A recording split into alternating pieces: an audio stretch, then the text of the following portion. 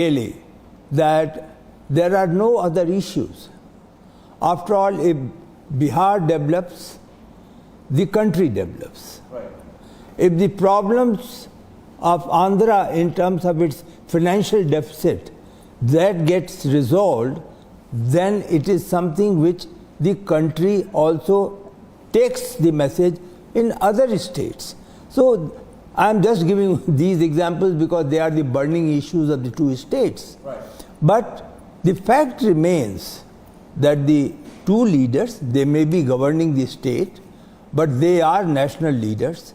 They have a national view, and it will be possible for the Prime Minister, who obviously is committed, who is committed to deliver, and who is committed to take a much higher trajectory in this next 5 years as far as the country development is concerned, there should be a very healthy working relationship. Right. So, but I will still elaborate on the point I made that while N. Chandrababu Naidu is a veteran of coalition politics, going back to the 1990s, so is Nitish Kumar. In the case of Narendra Modi, this ecosystem, which is now shooting from the shoulders of RSS, says that, oh, Narendra Modi does not know coalition politics. He, as Chief Minister, as also Prime Minister, has always had a complete majority governments. So it might be difficult for Narendra Modi to adjust. His political career should not be read or should not be measured from the point of view of only when he was in the government. He has a long span of political career. He was in the organization. And I recall that in one of the discussions, when it came to observing the coalition dharma, he mentioned that he already has a very constructive experience, a very living experience of bringing together the point of views and the parties.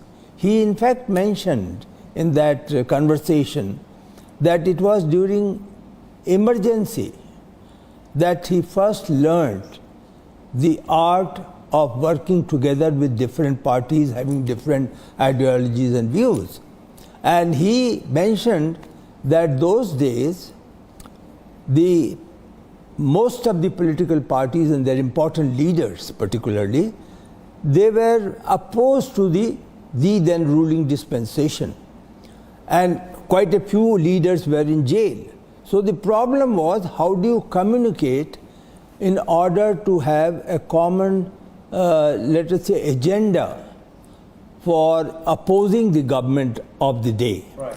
And Mr. Modi was one of the very active participants in working out that agenda. And mind you, the range was, he mentioned that the spectrum on which he was working was from Jamiat-e-Islami to Morarji Desai to people like Chandrasekhar, who were eminent and opposing. Yes. So the whole emergency period, when the agitation was being planned, Mr. Modi was very active. Right. He also mentioned then that the Congress government in Gujarat was there, and he was then looking after the organization of BJP. And often he will get a message either through the bureaucratic dispensation or through some political leader about carrying certain program in the interest of the state, and the message that the BJP should also come around. And it was he who was instrumental in convincing everyone that the interest of the state is supreme, not the other things come number two. Right. And he was able to convince the BJP leadership that they must work together with the ruling party. Right. So like that, his experience has not been just of a majority government, but I would say and he was very confident when he was talking about this, that perhaps in terms of running governments with the different shades of opinion of political parties, he is able to do so because he has a single program, and that is development.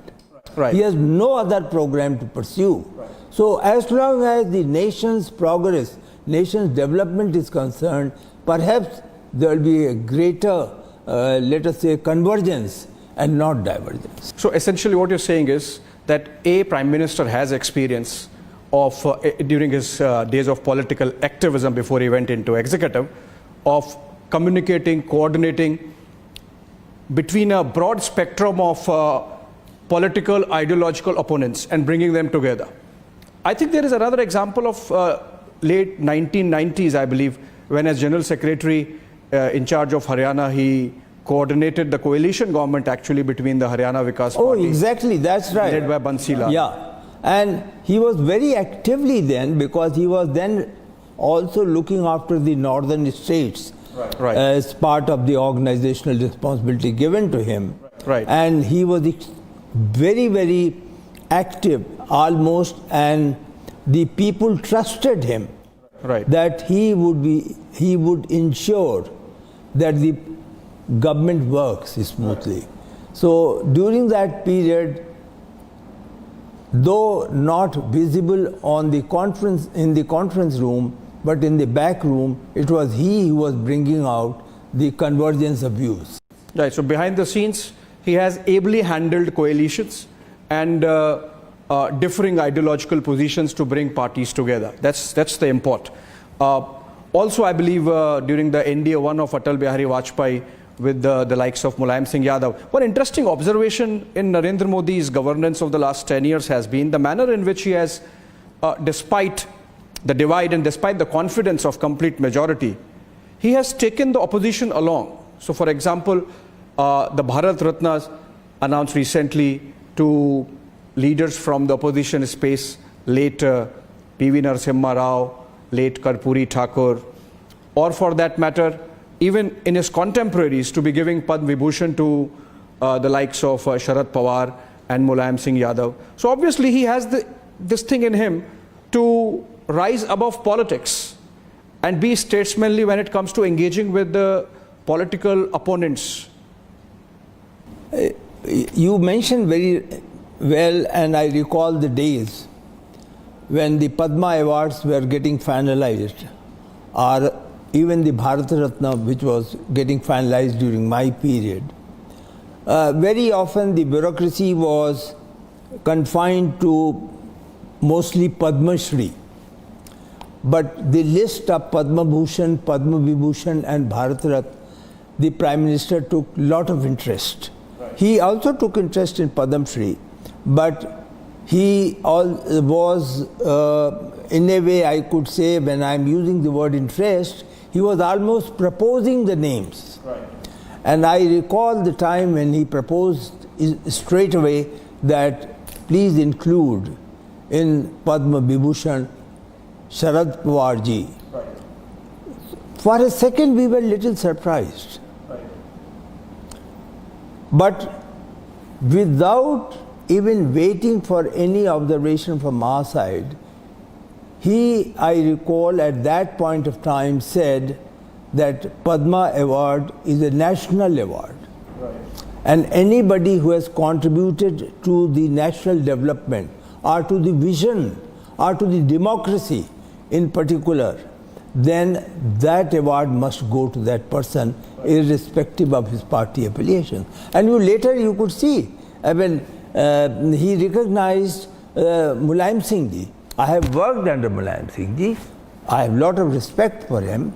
And when Bharat Ratna came to him from the present Prime Minister, I was surprised in a way that he had recognized the opposition, and one of the important opposition in Uttar Pradesh. But at the same time, I was happy that he has delivered the same message which he had taught during the period I was working there. Right. Amazing. So, very direct charge is being made of some kind of arrogance in governance. And I find it interesting, Mr. Misra, that if you look at the recent government formation, so you have a Shivraj Singh Chauhan, about whom there was this perception being created during the state elections of Madhya Pradesh that maybe he's being targeted. But now he's part of the union cabinet and very important heavyweight two portfolios, and portfolios which Shivraj Singh Chauhan perhaps really likes. Also, there is a pattern emerging of a generational shift. So someone like a Bansuri Swaraj getting a ticket and becoming a member of parliament, and this was also, remember, talked that maybe Prime Minister and Sushma Swaraj ji are not in the best of terms, and yet to be giving a ticket to her daughter.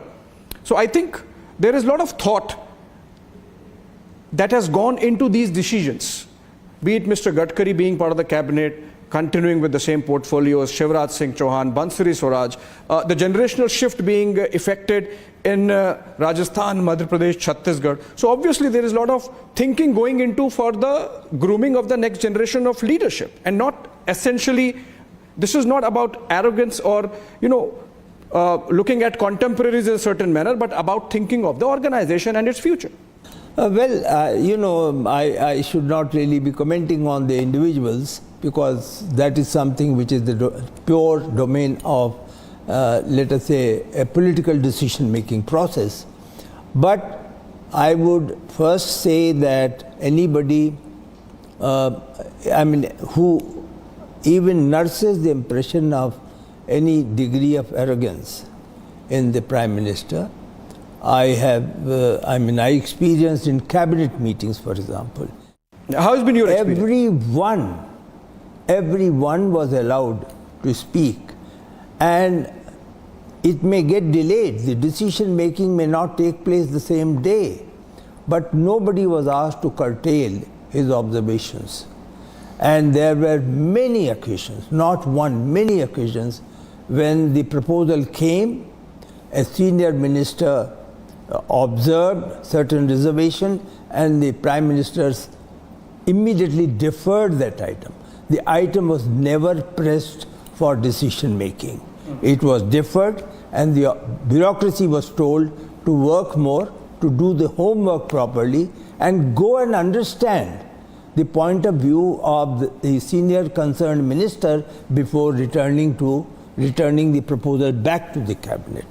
So contrary to the perception which is being peddled that there is a lot of centralizing tendency, you are actually saying that it's a very democratic setup where in the cabinet meeting everyone speaks, and till the time they complete, the meeting can be delayed, and then those suggestions or elements are even incorporated.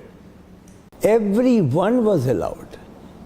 There was never a question of a senior minister and a junior minister. Each person in the cabinet was free to speak on the subjects. It was not necessarily confined to the portfolio that one was holding. If there is one impression which I got in the 5 years, 6 years that I served under him, the impression was he values experience. He wants to build up the next generation, so the younger ministers were always encouraged to speak and take the new responsibility. And the last one, and the most important one, Prime Minister never has, and this is he mentioned to me, he never has got one single target for a personality. He has a certain plan. So if, let us say, the role of any particular personality comes to an end at a particular point, don't be surprised if after 6 months or after a year, that person again emerges on some very important position. And during this period, there is kind of apprenticeship which goes on. So this team building process and utilizing the talent of everybody, that capacity building is inherent in him. Right. So, you mentioned some personalities, but let me assure you, he has in mind to utilize every possible worker of the party and even the coalition in this running of the government. Amazing. So what you're saying is that if someone is out, that does not mean the person is out. Maybe there is another role getting assigned or would get assigned. Exactly. Right. So there is a plan. Exactly. To every decision. Yes. I was invited for a farewell tea when I was leaving the Prime Minister's office. And I got up and I said, "Thank you, sir." And his only remark was, "Mr. Misra, in my relationship, be it political or sarkari," and sarkari he meant bureaucracy, "there is never a last word. I utilize the person up to a point he is interested in working. So he will be utilized, so don't think you will not be utilized." Did you get an inkling then that you would be made the head of the construction committee for Ram Temple? The judgment had not come by then. So there was no question of my becoming chairman construction committee. But he was very clear that he would perhaps, not in a structured system, but he would utilize my experience in some manner. And it did come about. Before I move on to my last question, this one bit, because you mentioned cabinet meetings, I've heard that Prime Minister actually is a great listener to the extent that in meetings, he can sit and just listen for hours together. Is it true? Oh yes, be it one-to-one meetings or meeting of the officers, where perhaps most of us would respect the seniority and would only expect the senior people to make the presentation. If the Prime Minister saw that somebody is giving a message, some kind of a indication that he or she wishes to speak, Prime Minister himself would ask, "I understand you have a point of view and you have not spoken yet. What is it that you wish to speak?" Right. And he never cut short anybody. Right. That was also true for one-to-one his meetings. It was very true in the cabinet meetings. Right. In the cabinet meetings, there were ministers of state, independent charge, and they made presentations, and they often would read from a prepared statement to present the point of view. Prime Minister never cut short them just because he was reading or she was reading. So I will be very surprised if someone says that he was running a very highly centralized government then. I can speak for my period and say so. Right. So that brings me to where we began, the coalition government. The government is in place. Interesting that almost all the top ministries, except for the shuffle that was needed because of vacancies and to accommodate the seniors, the entire top cabinet is continuation of Modi 1.0 and Modi 2.0. Also interestingly, the most of the team in the Prime Minister's office, the officers, the Principal Secretary, the National Security Advisor, everyone continues.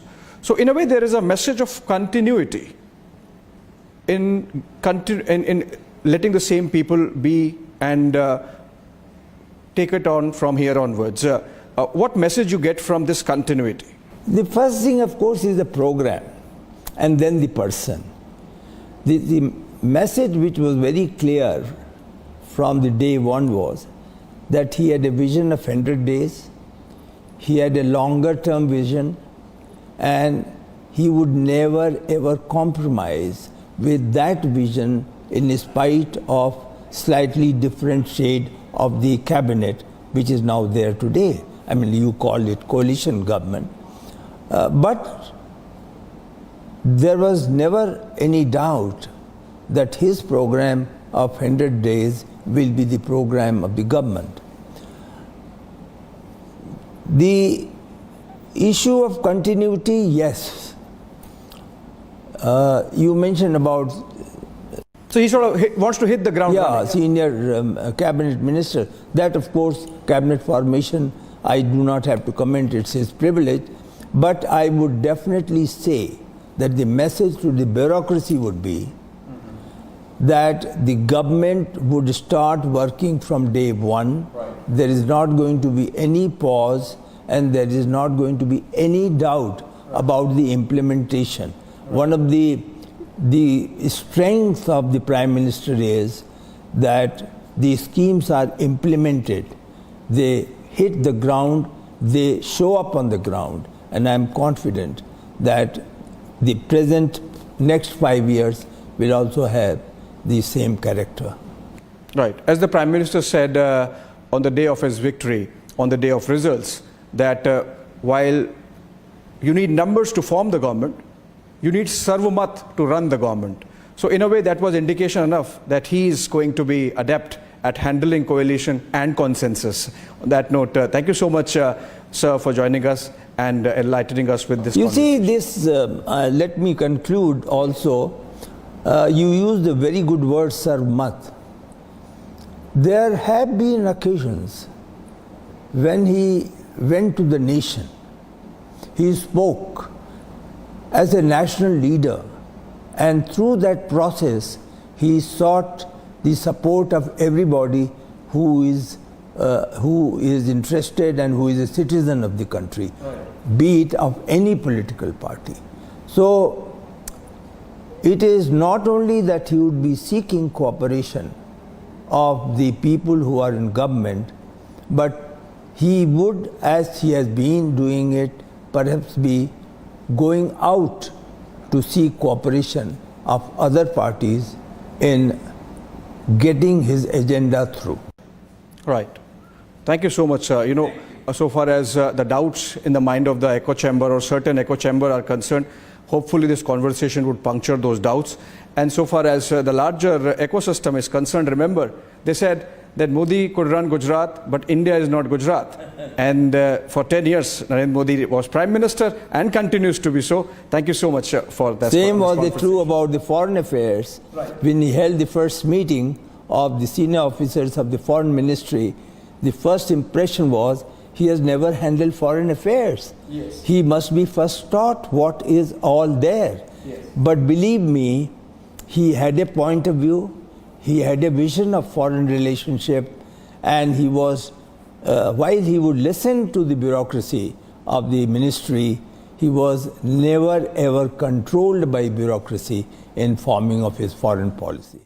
And that perhaps has turned out to be his most successful aspect of his government. This is exactly why I want to point it out. He, in fact, smiled when the impression was given in first 2 or 3 meetings that, Mr. Prime Minister, this is a new thing you have not yet handled, and we will tell you, and then you can decide later. But he could decide what was his priority and convey to the bureaucracy that this is the priority which you have to implement. Thank you so much, sir. Thank you so much for the conversation.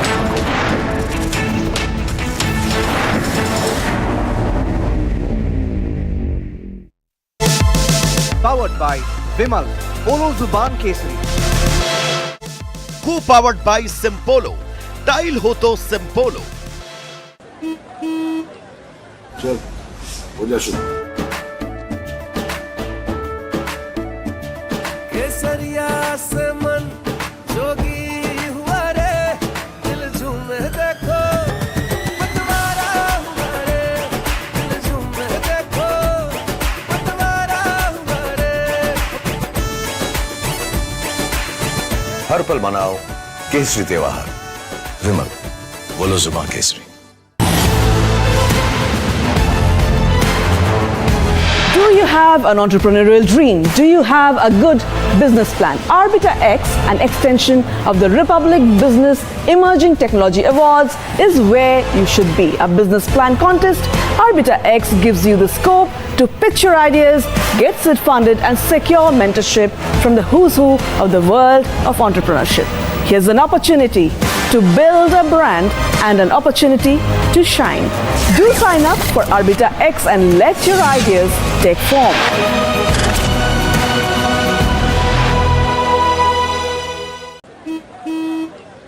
चल हो जा शुरू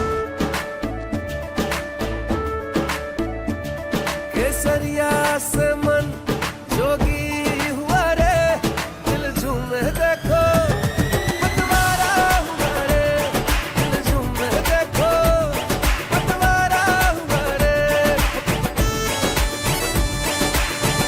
हर पल मनाओ केसरी त्योहार। विमल, बोलो जुबान केसरी।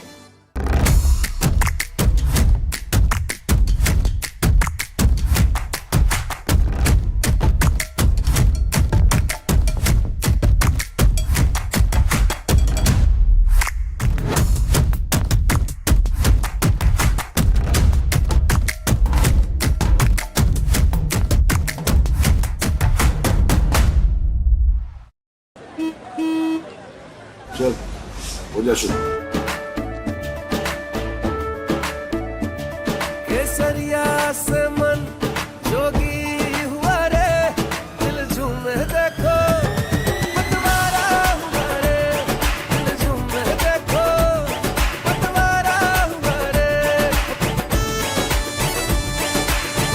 हर पल मनाओ केसरी त्योहार। विमल, बोलो जुबान Kesari. For a country taking bold strides in economic growth and scientific advancement, India's digital success story is a unique study in brilliance. Semiconductors, space tech, EVs, fintechs, health techs, and more. From Asia's largest news headquarters, setting the agenda for Bharat.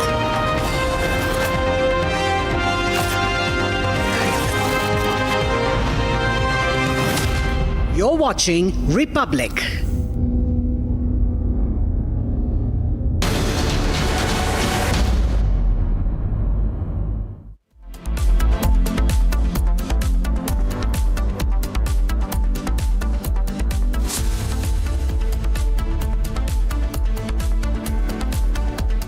Ladies and gentlemen, before I begin to introduce my lead story to you, let us set the record straight.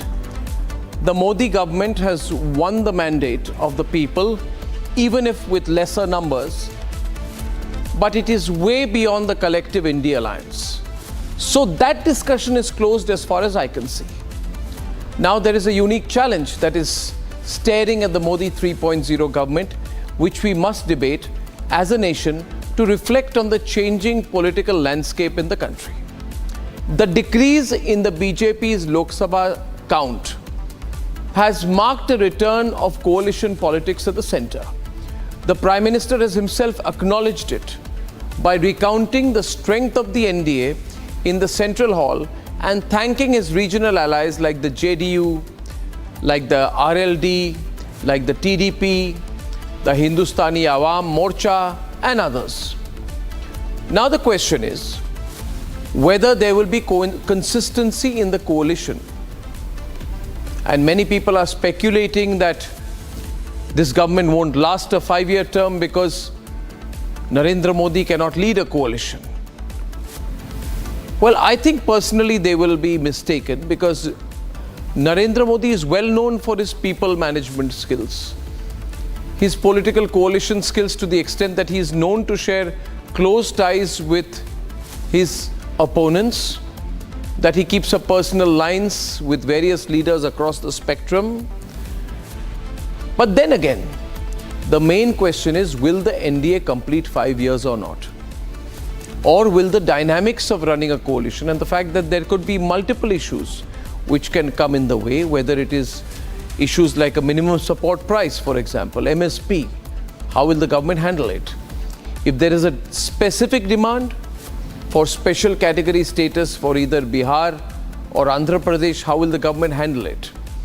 Will the BJP be totally comfortable in going into the 2025 Bihar assembly elections under the leadership of Nitish Kumar? And besides, on a daily basis, there are polls, pressures, and while there are some people who believe that the BJP will manage because the BJP is giving that crucial sustenance to Chandrababu Naidu and Nitish Kumar's chief ministership, we are all aware that politics, there can be issues that are unpredictable and people are ambitious. So I'm coming to you this weekend with a debate I think you will stay with me on: can Narendra Modi sustain a coalition government? Not just run, I mean sustain it successfully over a 5-year term. And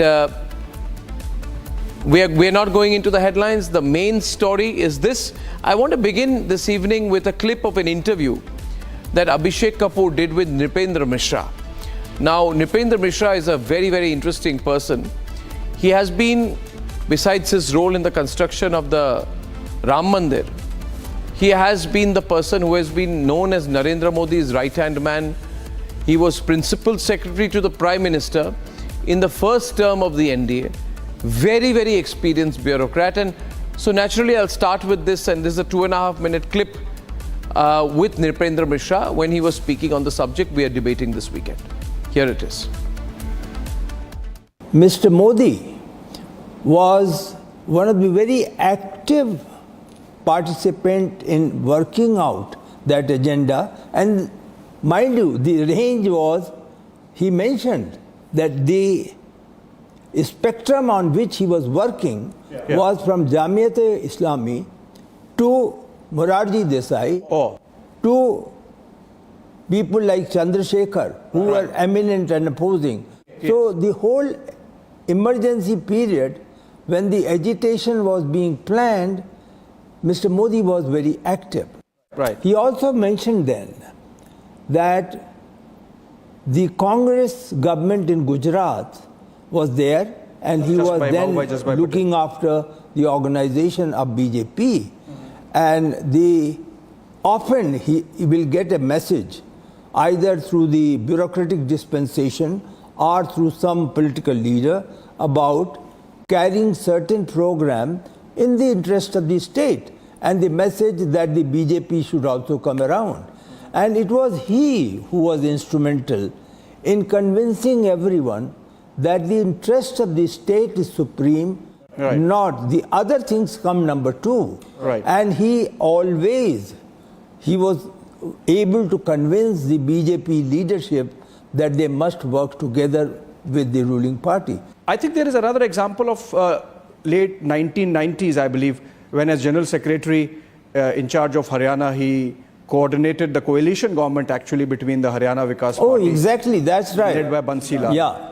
And he was very actively then, because he was then also looking after the northern states as part of the organizational responsibility given to him. And he was very, very active almost, and the people trusted him that he would ensure that the government works smoothly. So during that period, though not visible in the conference room, but in the back room, it was he who was bringing out the convergence of views.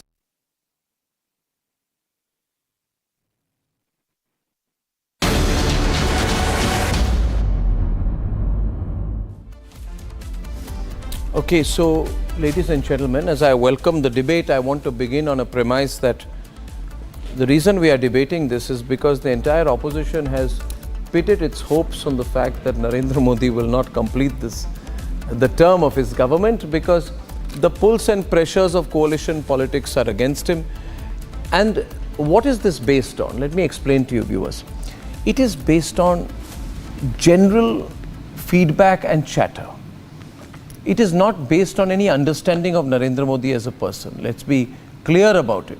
It is based on a general view that coalitions are complex. Coalitions are different from single majority governments, and doesn't matter whether you have 240 or 200. Lutyens politics will become center stage. Forces will take in, the media will play its role, and therefore even smaller issues can be made big issues, and differences can creep.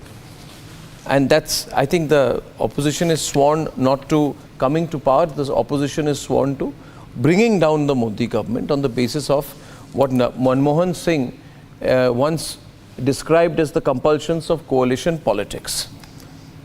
We have this evening with us Shehzad Poonawala, national spokesperson of the BJP. We have Professor Jyotsna Tirunagiri. She's national spokesperson of the TDP.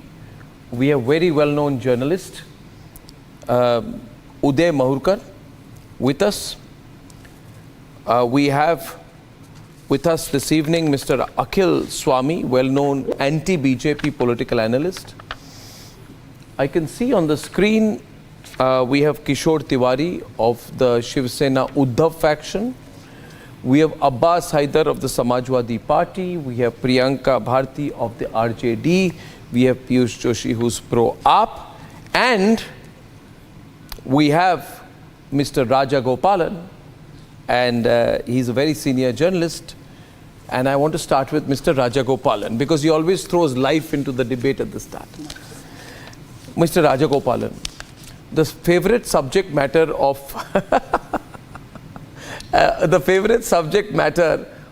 what do you call it, podcast nowadays is will Modi last 5 years? How Modi will fall? Difficulties for Modi government.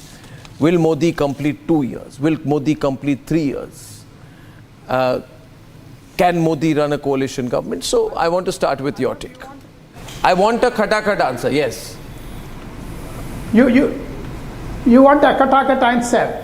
Narendra Modi is equal to Morarji Desai plus Dr. Manmohan Singh plus P.V. Narasimha Rao plus Atal Bihari Vajpayee. This four is equal to Narendra Modi. The government will last 5 years. There is no problem for Mr. Narendra Modi because during Corona, he ran a national government. 140 crore Indians were saved from Corona. So that itself is an answer to your question. And I am very sure this khatakhat will not work. Today they increased the petrol. Khatakhat. What happened to 1,01,000? Khatakhat. So this type of daromat. Arnab, daromat. Aap bolo.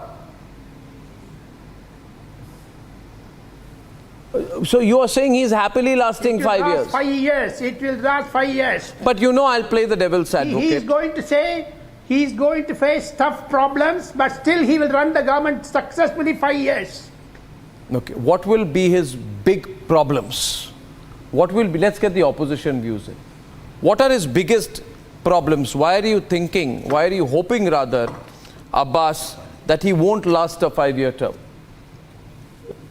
Arnab, see, Mr. Modi is known for his authoritative type of attitude. We all have seen that, how he works, how the government has functioned under Mr. Modi. In 23 years of his tenure as the Chief Minister of Gujarat and the Prime Minister of India, he has always run a full-fledged government. And now when he has come into a coalition, first of all, this is not Modi 3.0, it is NDA 1.0, because earlier it was Modi 1.0 and 2.0. Now he has to run NDA 1.0. So I don't think it will be easy cake for him because, the biggest challenge for now for him would be the election of the Lok Sabha Speaker. And we hope that this time at least, there has been a convention that there would have been What is the problem there?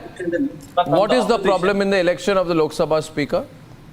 I believe that there are allies of Bharatiya Janata Party who are looking for that seat, and what we have seen in the reallocation of the portfolios in the ministry, that it was totally Mr. Modi's cabinet, Mr. Modi's people have got the key portfolios. So I don't think this type of attitude can work in a coalition, because Mr. Modi has never made consensus among his allies. Because I thought in the beginning of the program, I thought I'll give everybody a Hollywood name. So I thought that I will call the Indie Alliance the Avengers. I'll make them look fashionable, cool, superhero type Avengers, each with its own jacket. But now, after listening to him, Shehzad, I will call them the instigators. They are the national level instigators. They want to instigate trouble.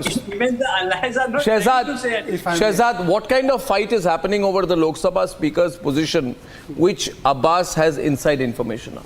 First of all, if you would indulge me, I have a different name for them to be used. I would call them the Thugs of Hindustan. Anyways, that's a Hindi movie, so maybe it's not applicable. It was also a terrible flop, if I may add. Therefore, it fits perfectly. It was a big budget film, lot of money. Fits perfectly. Even Amitabh Bachchan couldn't make it. You are proving my point why it fits perfectly. Now, having said that, let me tell you. Now, Mr. Abbas, I did not interrupt you. Abbas, I did not interrupt you. Let me have my opening say. I'm not interrupting you at all. I'm not interrupting you. Yeah. By interrupting me or not interrupting. Anyways, Arnab, in 2014, it was not a Bahumat ki sarkar, it was Modi's Sarvamat ki sarkar. I'll tell you why. We had 282 seats, but still, we made ministers who were outside BJP. We didn't need to. We still made them. Yeah. In 303, when we got in 2019, we did not make a Bahumat ki sarkar. We made a Sarvamat ki sarkar. Ramdas Athavale was a minister. You had various other people from outside the BJP who were ministers. And today it is yet another Sarvamat ki sarkar. Therefore, it is NDA 3.0 ki sarkar. But having said that, let me come to the naysaying. And I'm glad that Mahurkar ji is with me when I'm saying this. In 2001, the naysayers said, Modi Mukhyamantri kya banega? Kaise chalayega Gujarat? In 2013-14, he said, ye Modi Pradhan Mantri kaise banega? In 2014, when he became the Pradhan Mantri, these naysayers said, ye Videsh Niti kaise chalayega? And in 2024, they are saying, ye aur 5 saal sarkar kaise chalayega? Let these naysayers continue to say, there is a difference between coalition of compulsion and coalition of conviction. And finally, let me tell you, forget speaker's chair. Prime minister बन गया, 71 ministers बन गए, 3 सरकार बन गई हमारी Arunachal, Andhra Pradesh, Odisha. But Arnab, please ask them, LOP की meeting हो पाई क्या? This LOP position, Congress, without even asking India Alliance, said it will be our LOP. Secondly, today, MVA meeting was there. In MVA meeting, Nana Patole did not reach. Why? Because Nana Patole was upset that 4 Vidhan Parishad seats were given without asking Congress. And Uddhav Thackeray... But that position has been taken by Prithviraj Chavan? Now you have to ask them within the Congress also. Because he was at the press conference. He was there, but in Congress there is Congress versus Congress also. So has Nana Patole been removed as Congress chief in Maharashtra? Not to my knowledge. Not officially. Not to my knowledge. So point being here right now. Let me get a response. Just take 5 seconds more. 5 seconds more. You know what the Congress did? Congress had fielded a candidate in the MVA fielded a candidate in Sangli who was not Vishal Patil. Vishal Patil defeated the official MVA candidate and the Congress accepted him into the fold. Let's go straight into the This issue. is their alliance. I would like the interactive plate to come in. And do you think Modi will manage a coalition effectively? Effectively being the point. Priyanka Bhati come into the debate, Piyush and Kishore Tiwari along with Jyotsna ji from the TDP. And my question is that, see, in 2004 to 2009, Piyush, Congress had 225 seats. In 2009, right, Congress had only 28% of the vote share. The BJP presently has 37% of the vote share. UPA 2, Congress had only 145 seats. Sorry, 2014 Congress had 140. No, 2004 they had 145 Congress, and then 2009 they had 206. 2009 they had 206. Yes, and in 2004 they had 145. 2004 they had 145. Sorry, I mixed up the two. Yeah. The point being, in both cases, the Congress had much less than what the BJP has now. Absolutely. Plus, there were many more allies, and there are far fewer allies required right now. That's my first point, and we need to look into history. Secondly, if you look at BJP's track record, when you are hearing today, viewers, that BJP will not be able to manage a coalition, it's the same party that was in power from 1999 to 2004. And at that point of time, the NDA had 299 seats. Yes. The NDA today has 293 seats. Correct? As of now, 303. Yeah, but the BJP on its own had only got 182 seats. That's it. Piyush, you're hearing me? Piyush, you're having a problem with what I'm saying? Or are you getting irritated because it's making the BJP look strong? Now, if you are done with my psychoanalysis, I would like to respond to what you're trying to say. If we move apart from the arithmetic, the basic problem is not with the BJP, the basic problem with the person at the helm of affairs in BJP right now, which is the Prime Minister. The Prime Minister, the problem You have such a problem with Modi, man. You can't get over Modi. Elections are over. The question is about Modi, so let me respond about Modi. What is your catch line today, right? Modi 3.0 and effective coalition or not? So let me respond to that. The problem is with the autocratic nature of the Prime Minister. When you are mentioning the arithmetic of the Congress, Mr. Manmohan Singh ji, Dr. Manmohan Singh ji was not an autocratic man by nature. He was an accommodating man. I know he accommodated Kalmadi also. He accommodated Kalmadi and CWG scam. He accommodated Raja and 2G scam. And he paid the price accommodated for Ashok it. Chavan, And he paid the price for it. and what is other scam. He's a very accommodative person, I agree. Look. He paid the price for it, right? Didn't he? Because the people of the country. No, but you said accommodative. I said very accommodative. So. Are you talking about? He allowed Pulok Banerjee to run the Prime Minister's office on Sonia Gandhi's instructions, very accommodative. He allowed the NAC to be an extra constitutional authority. He allowed Sonia Gandhi to become Empress of India, very accommodative, very accommodative. Whether you are trying to make. He allowed Rahul Gandhi to tear an ordinance, very accommodative. The message is same. Now he paid the price for it, right? He paid the price for it, and so did Modi right now because of his autocratic ahankar. It's not me speaking; it is their parent organization speaking. कि आप अहंकारी हो गए, है ना? तो basically that is the ahankar of Modi. That is the self-induced pride, self-gloating, the narcissism, and all these things. What is the combined point in one abusing? personality